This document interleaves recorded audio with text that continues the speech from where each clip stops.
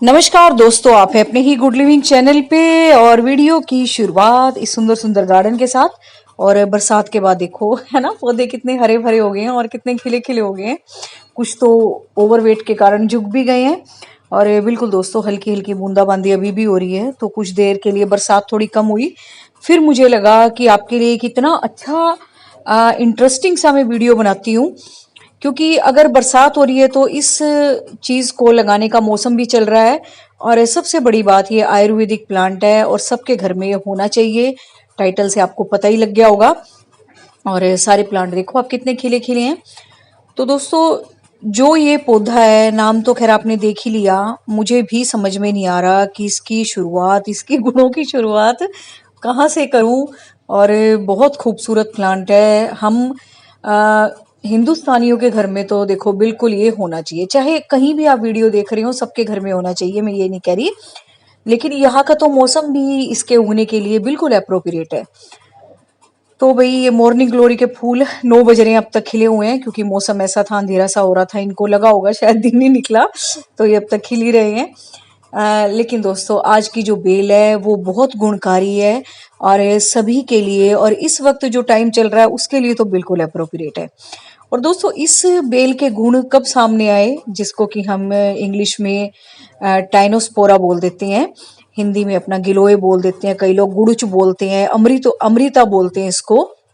बिल्कुल अमृत जैसे गुण है इसके। ऐसी शरीर में कोई भी बीमारी नहीं है जिसको क्योर करने में इसका मतलब योगदान ना हो, ये समझ लो। तो भाई, ये बेल मेरी भी कटिंग से ही उगी हुई है। मैं भी कहीं से कटिंग ही लेके आई थी, मैं दिखाऊंगी आपको अभी। तो आपको भी उगानी कैसे है वो भी मैं आपको बताऊंगी। पहले इसके गुण जान लेते हैं, ताकि आपको ना एक क्यूरोसिटी हो कि इसको उगाने के लिए।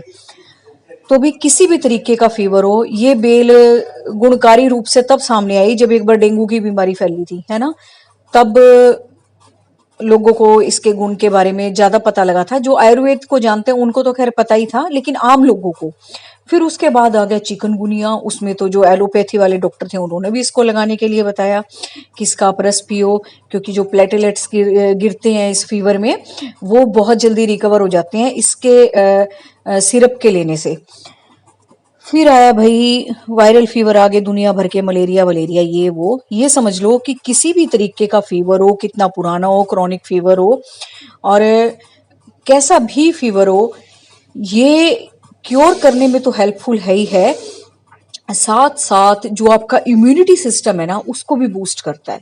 एक तो देखो क्योर किया इसने, वो अलग बात है। आगे आपकी इम्यूनिटी इतनी बूस्ट हो जाएगी कि आपको इस तरह के फीवर का सामना करना ही नहीं पड़ेगा। और जिन लोगों को भाई, जो बड़े बुजुर्ग हैं, घुटनों का दर्द है, उनको भी कहते हैं कि अगर 3 महीने तक रेगुलर ले लो आप खाली पेट सुबह सुबह। वैसे 2 टाइम लेना होता है, सुबह बिल्कुल खाली पेट, बासी मुंह उठते ही पानी में मिक्स करके, गुनगुने पानी में।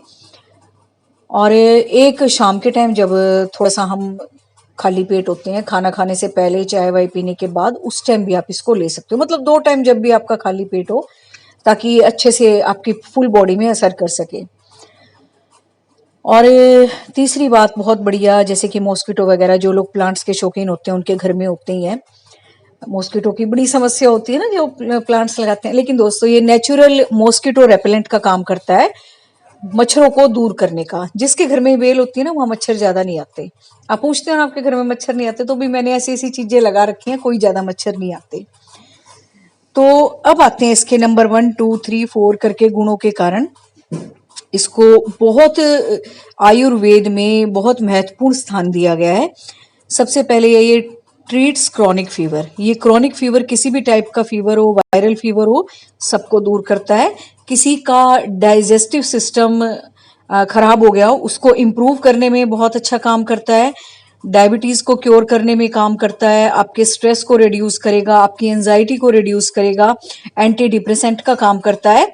और रेस्पिरेटरी से रिलेटेड कोई भी प्रॉब्लम हो आपकी, उससे भी ये फाइट करने का काम करता है। और आर्थराइटिस का, घुटनों के दर्द का तो मैंने बता ही दिया आपको, है ना। और किसी को अस्थमा वगैरह की प्रॉब्लम हो, ये है ना, सांस वगैरह की प्रॉब्लम हो, उसमें भी ये बहुत अच्छा काम करता है। और आपके लीवर को भी डिटॉक्सिफाई करने का काम करता है।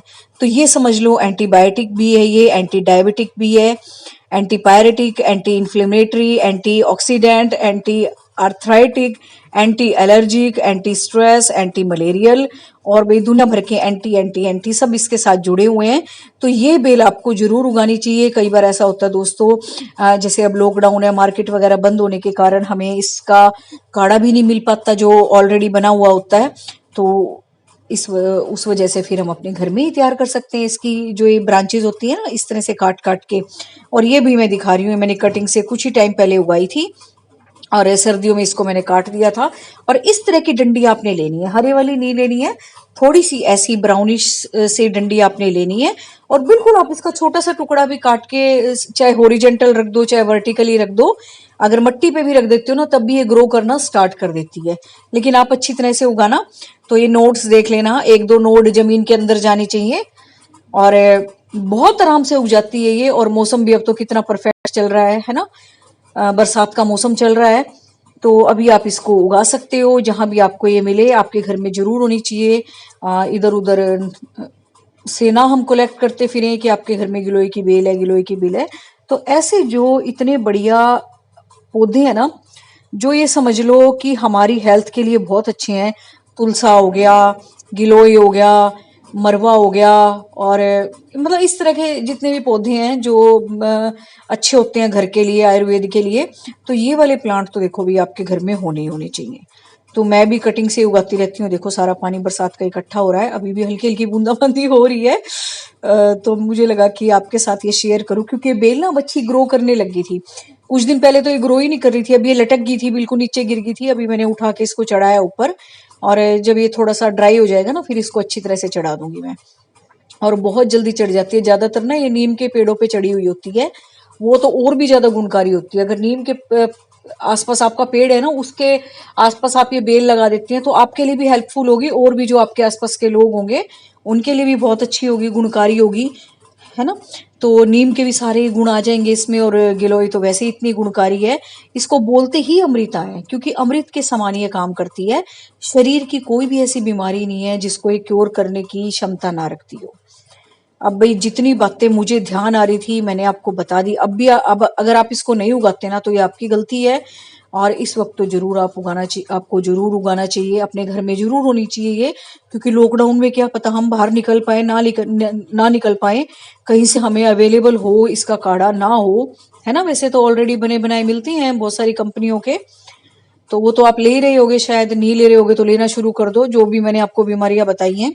और वही मैंने बहुत सारे लोगों को इसका रस पी के, जो ये आजकल ये डिसीज चल रही है कोविड वाली, इनको ठीक होते हुए देखा है। बिल्कुल बिल्कुल बिल्कुल। और उन्होंने डॉक्टर की भी ज्यादा दवाई नहीं ली, सिर्फ इसके काढ़े काढ़े से। और दूसरी बेल है अपनी भाई ये अपराजिता, इस पे आज एक ही फूल खिला हुआ है।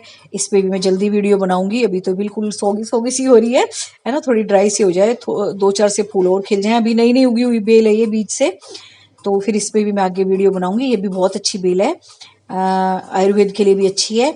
और ये भी मेरे आप पूछ रहे थे पर्सलिन पोर्चुल तो भी मैं ऐसे उगा देती हूँ मिक्स करके, ताकि जब ये फूल खिले गुलदस्ता सा बने, देख रहे हैं ना डोडियो से आप, पीले हैं, लाल हैं, और ये पोर्चुला का है, इसमें है लाइट पिंक सा कलर। तो जब ये उगते हैं ना बड़े सुंदर लगते हैं इकट्ठे होके।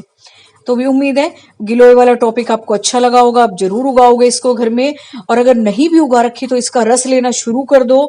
जितनी भी बीमारियां मैंने बताई हैं सारी क्योर हो जाएंगी। किसी के घुटनों में दर्द है, किसी को डायबिटीज है, या किसी भी तरह का फीवर आपको महसूस हो रहा है या थकावट महसूस हो रही है, सुबह शाम खाली पेट लेना शुरू कर दो और असर देखना इसका 3 दिन में ही, ठीक है ना। 3 दिन में इसका फीवर पे असर हो जाता है, और 3 महीने में घुटनों का असर, घुटनों की अगर प्रॉब्लम है वो असर आपको दिखना शुरू हो जाएगा। मेरे ख्याल से ठीक ही हो जाएंगे, है ना। इतनी गारंटी तो नहीं ली जाती है, फिर आप कहोगे। तो बिल्कुल आप लेना शुरू करो, बहुत अच्छा असर मिलेगा। आयुर्वेदिक चीजें हैं, कोई साइड इफेक्ट तो है नहीं इनका, है ना। तो ऐसी अच्छी अच्छी चीजें दोस्तों हमारे शरीर में, चाहे कोई प्रॉब्लम भी ना हो ना तब भी ले लो, कि हम इतने इम्यूनिटी से भर जाएं कि ऐसी ऊट पटांग बीमारियां हमारे आसपास भी ना फटके, ठीक है ना। तो बीमारी होने के बाद ये चीज नहीं ली जाती, उससे पहले ही अपने शरीर को इस तरह का बनाया जाता है कि हम बिल्कुल स्वस्थ रहें और हमें कुछ भी लेने की जरूरत ना पड़े। तो बस thank you very much, take care of you and your plants, enjoy करो, मस्ती करो।